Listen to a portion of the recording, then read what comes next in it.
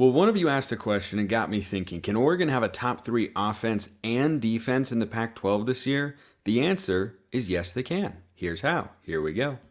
You are Locked On Ducks, your daily podcast on the Oregon Ducks, part of the Locked On Podcast Network, your team every day.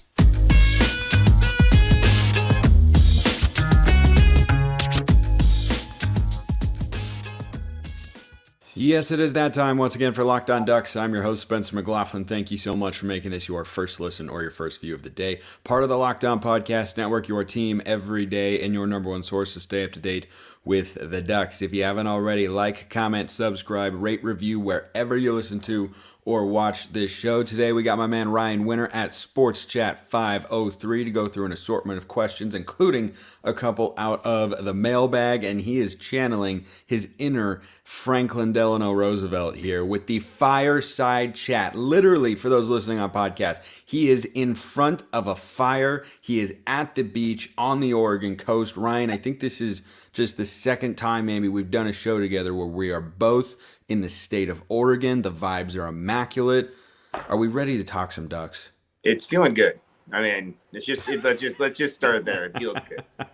Nighttime at the Oregon coast, breezes are flowing, the cabin's cooling down, the fire is crackling. It's just immaculate vibes out here. So this question came in that I want to talk about with you, Rian. This came from Robin. So I like your coaching list for the Pac, he says. It's fair, and I think next year it will be a different story because you will have seen more of what Dan can do. I agree. So do you think we have a shot of being a top 3 offense and defense in the Pac this year? My initial reaction to this question, Ryan, was, that's asking a lot. You got a lot of good teams in the Pac-12. I don't know that Oregon can necessarily be top 3 in both, maybe top 4, top 5 in both. But then I looked at where they were last year, Ryan, and boy, you just wouldn't need too much growth or too much potential regression from some other teams for that to happen, because they were 4th in basically every category, yards and points per game on both sides of the ball, except they were 5th in points per game last year. I think if the offense can replicate its production, you could see some other teams pull back. You could see Oregon maybe even take a step forward if Will Stein is the man, and I think you could definitely see some defensive growth. Yeah. I think everybody's worried about the defense, right? So I think if the offense holds up, you'd assume the offense is going to be top 3 in the conference. You spend a lot more time, shouts out to you, Locked On Pac-12, working on a lot of the other teams. I kind of start to focus on the other teams in the offseason a little bit, but it is one of these times to think about, where does Oregon stack up comparatively? You would assume USC's probably got the best offense. You would assume Washington's got a great offense based on their numbers last year. And then defensively, if Oregon is even top 6, it feels like they're in a massive, massive jump forward from what they were last year in a couple of categories. So I'm thinking it's a little high to think that you're top 3 in both. But here's my theory on this one. I think Oregon and I think Washington has something to say about this too. Might be the best of the top 4 teams in balance. I think this year going into it, I think that this defense is going to play a lot better. I have higher expectations for the defense this year than I did last year. Because last year it felt like there were some missing pieces there. That felt like there was some maybe mismatch of coaching staff to player development, whatever the case may be. Players on the way out the door, the extra COVID year. I think this year there's going to be some guys locked in. I think you have a very strong veteran defensive line, and it always helps you to start there. I think you have a lot of guys to work with there. I think you have a new kind of different way to look at how to work on the back end, where you have guys moving around, Jamal Hill moving up, and you have there's kind of something happening there that maybe is a change of the guard, which they need. So if the Ducks feel like they're like 5 or 6 defensively, they're still a marked improvement. If they're 3rd, that'd be amazing. Yeah, I think that'd be in a pretty good spot. By the way, Ryan, those defensive guys, they're not locked in, they're locked on. Yeah, they're locked on. We got to keep the brand rolling. Exactly. Rolling along. I totally agree. So one reason offensively, I think top 3 in the Pac-12 is possible is they were 4th in yards and points per game a season ago. The team immediately ahead of them was number 1 ahead by a fraction, and number 2, the team that was 3rd in both yards and points per game in the Pac-12 last year was UCLA. who I've got pegged, Ryan, as a pullback team, still a good football team, but I just see the loss of DTR and think there's got to be some regression there. And when you're regressing at the most important position, you don't have Zach Charbonnet anymore, who was really, really good. They have to replace Jake Bobo in their receiving core as well. Now they've done that. J. Michael Sturdivant's a legit number one wide receiver who was at Cal last year. We saw him make a couple big catches against the Ducks in that game in Berkeley. But that's why I feel like the offense can take that step forward, is because it would probably require UCLA to take just like a small step back. And, they were basically identical a year ago. I mean, we're talking 3 more yards per game by UCLA and 0.4 more points per game. I think there's a higher probability Oregon, with what they bring back, is able to replicate their success from a season ago than UCLA, that I think has just lost a lot more offensively. Now, on the defensive side of the ball, I think it just comes down to the Ducks, because they were, 4th actually in yards per game allowed last year and 5th in points per game. But I feel better about the defensive personnel making a stride than I do concern about the offensive personnel maybe taking a step back. It's a good point. That's what we love about this part of the year, right? Is the mystery of it. There's a lot of conjecture going on, right? There's a lot of people, different ideas of what you could do, maybe go this way, go that way, and there's always going to be some people surprise you. Chip Kelly tends to be one of those coaches that surprises people. So I do think they're going to be a team that probably is not as maybe competitive as they were last year at times, but they're still going to surprise people. They're going to beat somebody that they shouldn't, and they're going to probably rack up. I would assume they're in that 8 to 9 win type of potential team. I feel like they're more 7 to 8. I can see that too. I think this is the year where. Yeah. No, go ahead. I just think there's a lot of parity. This is a year where you have a lot of teams that can beat a lot of teams on a lot of given weekends. So UCLA is a team that surprised me last year that Oregon handled them as easy as they did in that game. It felt like that was a big game and a big moment, and I felt like UCLA was going to be right there at the end of that game, and it was going to be kind of whoever had the ball last. And then there were other times of the year where they played really, really good football. So I don't know. I think Oregon has to really step up offensively to match the intensity that they had last year. I think Will Stein's got his hands full a little bit. I think he's got a lot of expectations, and we'll see how it happens. He's got the weapons to do it. We'll just see how it goes. Yeah, the other thing with UCLA is I feel like they have the potential and they do have the weapons, and they've brought in a good transfer portal class to be a productive offense again. But I always, in football, Ryan, lean towards continuity over turnover. Sure. And I think Oregon, from a personnel standpoint, has more continuity now. And UCLA's got continuity with the play caller, right? Because it's Chip Kelly. He's, head coach and offensive coordinator. We know how that tends to go. But DTR was, not just a leader in production and playing quarterback, but he was their emotional, he was their spiritual leader. Oh, God, yeah. I mean, he was that guy in the locker room. And for Oregon, offensively, that guy was Bo Nix. And Alex Forsythe as well.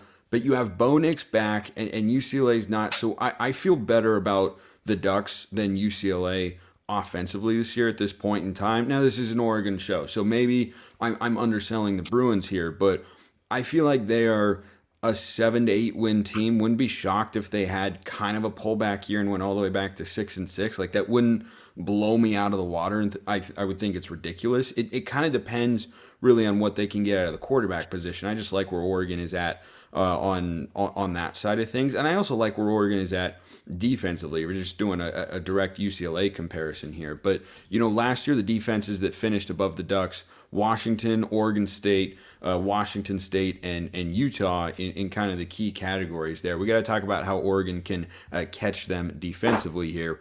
But we got to talk about FanDuel as well, because that is America's #1 sportsbook. Baseball season is in full swing. There's no better place to get in on the action than FanDuel, America's #1 sportsbook. Right now, new customers get a no-sweat first bet up to $1,000. That's up to $1,000 back in bonus bets if your first bet doesn't win. Just go to FanDuel.com/lockedon to join today. If you think I'm right on UCLA, bet them under 8.5 wins. If you think I'm wrong, bet them over 8.5. Oregon's win total tied for the highest in the Pac-12 at 9.5. Whatever you're feeling, go bet it at FanDuel. Don't miss your chance to snag a no-sweat first bet up to $1,000 when you join FanDuel today. Just go to FanDuel.com/lockedon to sign up. FanDuel, official partner of Major League Baseball. I love FanDuel. They got everything you need. FanDuel's got everything you need. And I only have everything I need to continue with the show when I've had the second segment sip, which we have completed. So we're ready to rock and roll. So let's talk about the defense taking a step forward here, Ryan, because I also look at the other defenses that were ahead of Oregon a season ago. I like Washington State's head coach, Jake Dickert. I think he's really good, but there is a personnel gap there. And if Oregon plays to their potential, they have more talent top to bottom than Washington State, than Oregon State, probably than USC defensively, though the Trojans have brought in some notable players on the defensive side, particularly along the defensive line, and Bear Alexander and Anthony Lucas, a couple of former five-star guys. But sure, what do you think is kind of the key for this defense to kind of unlock its potential? Because there are a couple questions here and there. What do you have at linebacker? You have potential, maybe not so much experience with guys like Jamal Hill and Justin Jacobs. The secondary, you've got potential, but you don't have a season's worth of high-level production like you had with Christian Gonzalez a year ago. And you do have that, I think, with the safeties with Tysheem Johnson, Evan Williams. But defensive line, I see so much that I like, but I just don't know exactly, what buttons do you think Dan Lanning and Tosh Lupoy have to push to make this defense play at a really high level? That's a good question. I mean, I think what they missed out on last year was the speed. I just felt like they were a step slow a little bit last year. What I was really impressed with Washington State was their speed on defense. Yes. They attacked the edges. They were really, really good. Their linebackers were all over the field. And so, Dan Lanning has talked about being a guy who wants more speed on the team, especially defensively. So you see a lighter, leaner, faster linebacker come in, like you mentioned Jacobs. You mentioned Jamal Hill coming down. Other sorts of body type differences that you saw with the past. And I think that's a fantastic situation. You have to start. I feel like you always have to start with the defensive line. You're not going to change the body type of defensive linemen, really, but you are maybe going to change where they play and how they play, what their assignment is. And so I'm really impressed with guys who stuck around another year, guys like Taki, Casey Rogers. You have guys, Popo, who are really excited to come back and play another year. I think that's where it all starts. Then you have to have those linebackers ready to rumble. I think the backside is the real question mark to me. What's it going to look like when the young guys come out? And looking at those other schools, though, I think it's important to kind of see where it goes from here, because I think Oregon State's got to depend on their defense to be in it this year. If you talked about UCLA, let's just talk about the Pac-12 for a second. If you talk about UCLA sliding back a little bit, who's going to take their spot? And it feels like Oregon State could be that team this year. It feels like Oregon State's a team that's right on the cusp. If they get things cracking the right way, they've got the better quarterback. That was what they were missing last year. Good offensive line, too. They have a good offensive line, and they like to run the football. Line. Historically, they always have a really good offensive line. I think this year they have a great offensive line. I think they had a great offensive line last year. They just really couldn't do much with the quarterback position. And, your best quarterback was probably a linebacker up there. That was kind of a weird spot last year. They lost a lot with their seniors, but they've done pretty well with recruiting. And I just love Jonathan Smith. I love what he's doing. They're opening the new building. I wouldn't be surprised if they have kind of a magical type of a year where it all comes down to the good old Civil War, and it could really be a deciding game to both those teams finish this year. So I don't know. I think if Oregon is right behind those schools, Utah's always good defensively. They're always like the number 1 or number 2 school defensively, it feels like. That's just what they are. That's just who they are. That's how they're built. That's their identity. And then it depends on how good their offense is, right? And lately their offense has been great. So, and then you have Washington. I think Washington's always been a good defensive school. They've always had great athletes. And I think that they've always just had the talent to do it. It's just whether or not they have the good coaching staff to do it, the X's and O's. And obviously they didn't with the Lake experience. And now they're in a situation where I think they've got a really good coach with good minds up there. I think they'll do great. I think Washington is going to be a really good team this year. I wouldn't be surprised if Washington won every single game except for maybe 1 or 2. And maybe, hopefully, one of those is the Ducks up there in Seattle. Boy, I cannot wait for that game. telling you, you got to try to find a way to that one. I know it's on Try my to list. circle it. It's on my list of things that I would like to figure out because it'd be quite an awesome game. And what I love about it is the setup for it. You have both the quarterbacks that are returning. You have everything lined up for it. Both these teams, it feels everything like that happened last year too. Everything that happened last year and the year before. They still are remembering the COVID. There's still people on this team that was about the Washington-Oregon thing and the COVID thing, and Washington was pissed that Oregon went to the championship. And there's a lot of bad blood in this rivalry. There's always bad blood. It's the border war. Yeah. I mean, like that's. My point is, there's 100 years of bad blood already. Add to it the last 3 or 4 years that's been really up and down and dicey.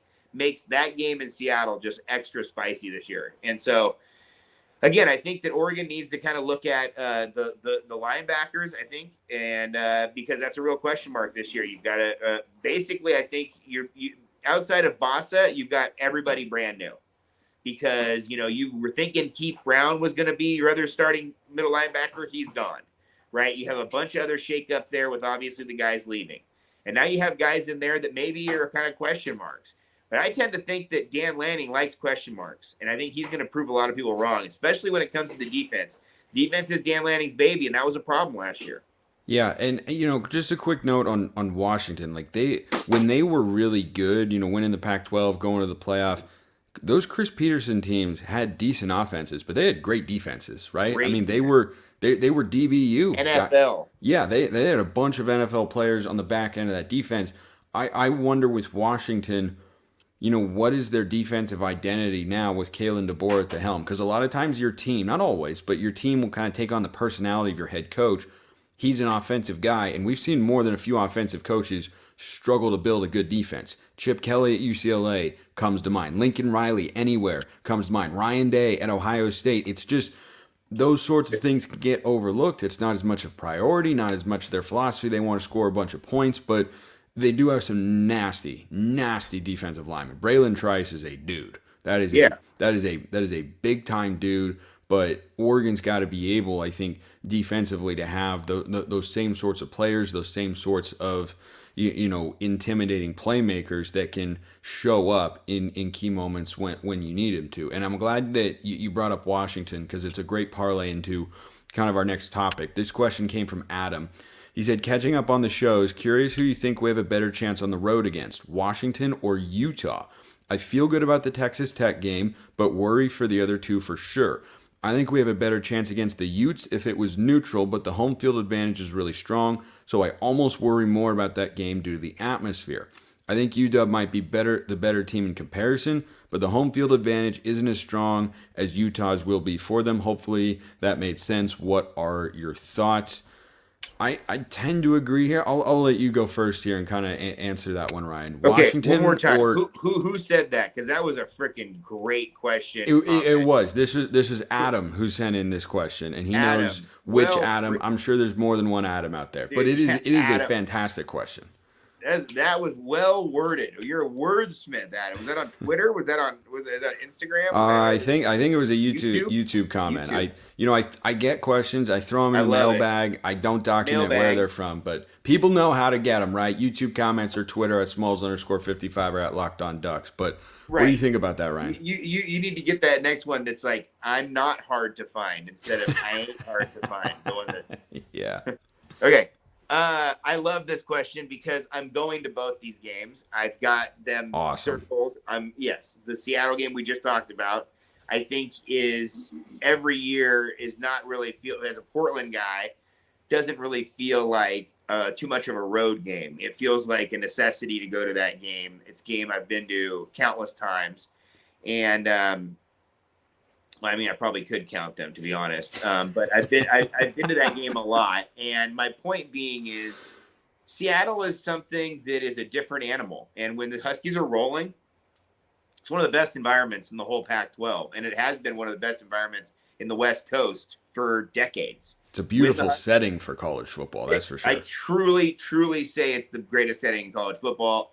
It's an old school Keith Jackson sort of statement. Hey, welcome back. The greatest setting in college football. Keith Jackson. Notice how people, whenever they do an impersonation, they say the person's name.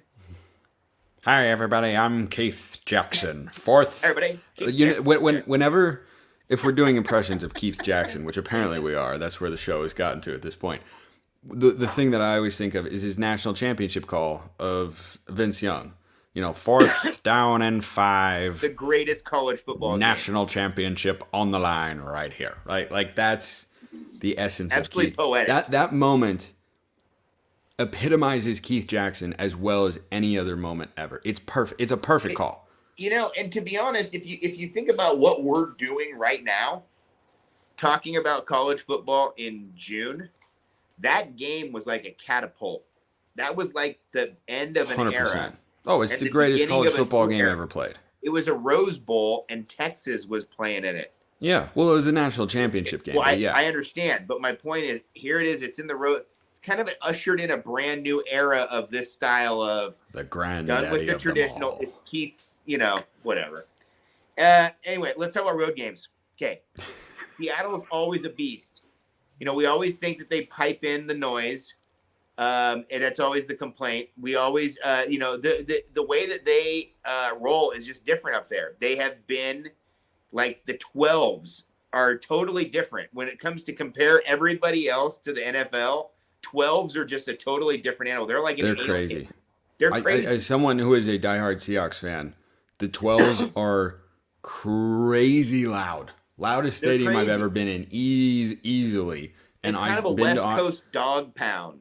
It's like they go nuts for their team, and that's not exactly what you have for Huskies, but it's pretty close.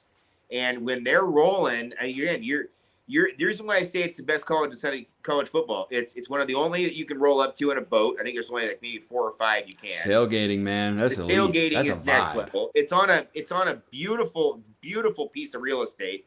One of the most beautiful piece of real estate on the West Coast, right on the lake in a major metropolitan city. I mean, there's not many cities like this. There's not many schools like this. So when the Huskies are really good, Seattle shows up. It's classic West Coast. It's just like LA. It's just like the Bay Area. And so it's a big city, and Seattle really shows up. It really is a tough environment. When you go up there and win, when it really matters, it's something.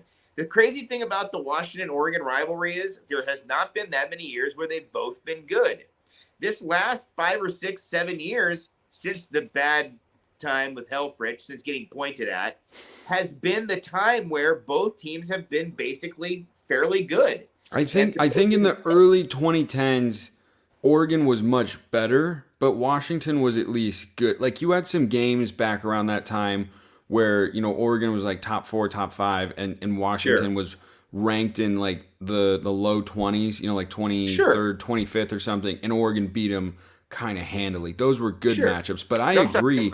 I agree with you, by the way, that in my lifetime, this season I think is going to have the most hype, because even last year, Oregon I think was like 8th, Washington was 25th, but going into this year, you could have both of them in the top 10. That's never happened. I'm not saying it will happen. I'm saying that that's possible. They'll at least both be top 20, assuming neither one implodes. Yeah, I think you could have top 10. I think you probably almost assuredly will have a top 20 matchup there. And that hasn't happened super often. Easy. And it doesn't happen that often. That'd be a little thing to look at, Wikipedia or whatever, just do the last 20 years.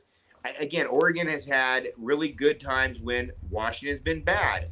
Washington had really good times when Oregon was bad. They've rarely been good at the same time. And so it's just one of the... It amps up the rivalry even more, and it just makes it even more. Now, talk about Utah for a second. Bro, I don't think there's a better environment than Utah. Obviously, we always are passionate, thinking that we have the best environment with Autzen. We try to bring it. Dude, the Must brings it. And so I'm going up there. I want to see it firsthand. Salt Lake City, again, major metropolitan city that does not have major football. They have the Jazz, but they don't really have, outside of that much professional sports going on. They really dig in on Utah. Their football games, their basketball games, crazy attended. You call gymnastics. If you see the gymnastics in there, Dude, that's packed. Oh yeah, they're So it's good. like Oh yeah, they'll Utah brings bring it. it. You know this, and Yep. so that's a game where And we Utah play the other gymnastics, by the way, just a quick aside, they are sick. super good. They're so crazy And it's good. fun to watch in that building because they really bring it. They really get into it. The crowd's really into it. You know, they're pumping up the crowd before they're doing their stunts, whatever. So Utah game, I think, is going to be absolutely magical. It's all dependent on Rising's knee early in the year. I don't know if they're going to really be able to get out to the hot start they want to. They might lose a couple games early. They might be a team that is teetering a little bit. They're coming off 2 back-to-back Pac-12 championships. I doubt they're going to do a three-peat. And this could be a year that maybe, you know, something goes wrong for them. At the same time, they can beat anybody on any given weekend. And they're always good in the trenches on both sides. They're always really fundamentally sound. They don't make a lot of penalties, and they don't hurt themselves. They're probably the best coach team in the league. So there's a lot of reasons why Utah becomes the hardest road game as well. I tend to think the Ducks are going to play really well in Seattle. I think they beat Washington up in Seattle. I have a good feeling about that one. It's the Utah game that scares me. And actually, sidebar, it's that damn ASU Tempe game. I'm not worried about that one yet. I well, know. I mean, At the you end got to of the wait and year- see what Arizona State is. At the end of the year, weird things happen. I think Kenny Dillingham's going to have a But thing. weird happen things in have there. happened when Arizona State has been at least solid. Not in year one of a rebuild with a first-time head coach. I agree. I And agree. an iffy quarterback situation. I totally agree. I'm not trying to compare it onto those things. I'm just trying to say on that level, when I thought of where do I want to go this year, what game do I want to go to, I thought the Tempe game was going to be the easier game, the more of the solid win for the Ducks. And I thought that the Salt Lake game would be the better football game, but Yeah. the potential that Oregon would lose that game. You know, so but I do think it's still iffy going down the stretch. It's just hard to win every week. And I do think that Kenny Dillingham's going to have something going on, especially by the end of the year. They're going to start to get cooking a little bit. And you know that good offense sometimes beat good defense out here on the West Coast. Yeah, it does happen. I'll share my thoughts on this real quick before we wrap up with a couple of quick questions here for Ryan. I'm more pessimistic, shall we say, about the Utah game because of their home field advantage. Washington has a good home field advantage. Don't get me wrong there.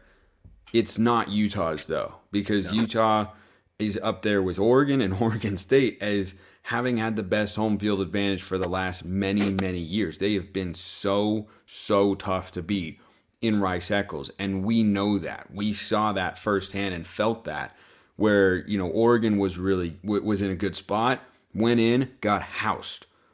We haven't gone in and gotten housed in Seattle before when we've been in a good position, right? We got blown out there in 2017 with Braxton Burmeister. Yeah, no Justin Herbert. Not good though. I was at those games. That's exactly my point. Is I've watched a good Oregon team go in and get blown out in Salt Lake City. I have not seen a good Oregon team yet go into Seattle and get blown out. So that's kind of just from a historical standpoint, my only kind of reservation there. Why I would lean towards Utah being the tougher game, but both are going to be tough. And I would advise Oregon fans consistently, do not sleep on that Texas Tech game. Do not. So what do you think about that Texas Tech game? I think we're only a 4-point favorite for a reason. That is not a big line. Advantage, it feels like the home field advantage plays really, really big early in the year. I completely agree, because you have teams that are hungry and have a mindset of we can still be great, we can still be good, can win. and play with that same sense of urgency. It's not the same as when a team is 4-7 and they're not able to make a bowl game late in the year and they're trying to pull an upset. That's a different football. The guys have already team. spent the NIL money. That's an old that's an old agree. wily veteran comment right there. I totally agree, though. It's like early in the year, these games are huge. I that's one of the reasons why I don't want to go to Lubbock. No, I like it though. Go to Lubbock. Give me a good Power 5 matchup with a good crowd. That's what I want. I want Oregon to do it. I want every Power 5 team to do it. And I think Texas Tech is good enough to warrant respect if the Ducks beat them, but also good enough to where if they beat the Ducks are not like, well, we didn't lose to chopped liver. But it's also like, buddy, you should be able to win those first three games. You should be able to. 4-1 should be like the absolute bare minimum of what we consider acceptable and successful for those first 5 games, because Oregon's going to be favored in every single one of those games, and Texas Tech should be the closest one. But finally, I want to ask you this, Ryan, because I talked about it in the last couple of days here on the show. I think the 2 leaders for Oregon this year are Bo Nix and Dan Lanning. That's not a hot take.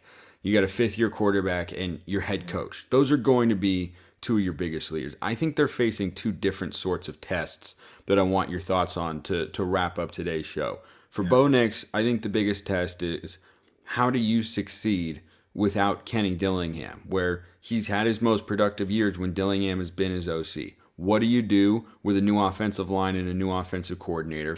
And for Lanning, I think the opportunity to elevate your stock as a head coach and raise your profile, because you come in, you have 1 good year with a couple of stumbles, and that's a good start. But if you come in, you go 10-2 and play for a Pac-12 championship game, suddenly fans look up and go, wait a minute, going into a Pac-12 championship game, Dan Lanning's 20-5 as a head coach? Yeah, there'd be one heck of a start. So what do you make of kind of the storylines for those 2 going into this season? Well, I like that. There's a couple things. First and foremost, I think Bo Nix has got to be the Bo Nix of last year, where he was not trying to make the home run play, where he was not playing as the quote-unquote bad Bo or the old Bo Nix or the guy who's trying to force it. He was using a lot of the field that maybe he would not have used before, meaning that he would maybe have only checked down to maybe the 2nd or 3rd receiver. He was going through all the progressions, taking what the defense gave him, not necessarily running all the time. I think he's going to run even less this year. But I think there's also an added pressure on him, right? Because this is his last run. And he is a guy who, again, we all love Oregon quarterbacks, and I'm not trying to slander the guy in any way, but I don't think he's a Justin Herbert, go to the NFL and take over type of guy. Oregon's only had 1 or 2 of those guys ever. He could make the NFL. Dan Fouts and Justin Herbert, basically. Yeah, I mean, Mariota was really good for a couple of years, and then fell off, injuries, inconsistency, in a terrible quarterback organization. Position, right? I mean, it's like AJ Feely had a longer career than probably a lot of other guys, but he was a kicker. No. AJ Feely was a backup quarterback. He was the Wait, guy. Who am I thinking of? Yeah, Jay Feely. I'm thinking of Jay Feely. Jay Feely. AJ Feely was a year older than Joey, and then Joey got the starting job in front of him, and they both went to the pros. Anyway, blah, blah. My point being is that I do think that Bo has to just do what he did last year, which was, not try to force it, okay? Now, talk about not trying to force it. Dan Lanning, I think, if he looks at everything last year, which, of course, these coaches do, they now pour over all the film, everything else. I think he's going to kind of kick himself for going for some of those 4th downs. Now, I think it takes a lot of heat when it doesn't work out. People don't remember the going for it against UCLA and BYU that worked out. I understand, but even those you have to look at from a situation of what would happen if you didn't do it, if you didn't make it, right? So I think that there's some things there where maybe just playing the percentage game a little bit for both these guys. Instead of feeling like they have to make a huge, big splash and make the home run play, take what the defense gives you. Go with the underneath stuff. Play the little bit of vanilla game a little bit. And I think both these guys are going to have learned a lot from their first year in the major spotlight like this. Bo had been in the spotlight in the South, but it was a different spotlight at Oregon last year. I mean, he was when he got this thing really rolling, eyes were all on him. And there's a lot of eyes on him now. There's Heisman talk on him now. So yeah, I think that's a great way of looking at it, and that's why we bring on Rian Winter at Sports Chat 503 on Twitter and YouTube for the veteran perspective with the fireside chat today. We love it, Ryan. Thank you as always, man. Thank you so much. Sorry for talking so long, man. You know me, I love this. Sorry, who are you apologizing to? Me, the listeners, the viewers? Everybody loves this sort of stuff. I love it, and I love all of you for tuning in. Appreciate everyone listening. See you next time. Have a wonderful rest of your day, and until then, go Ducks.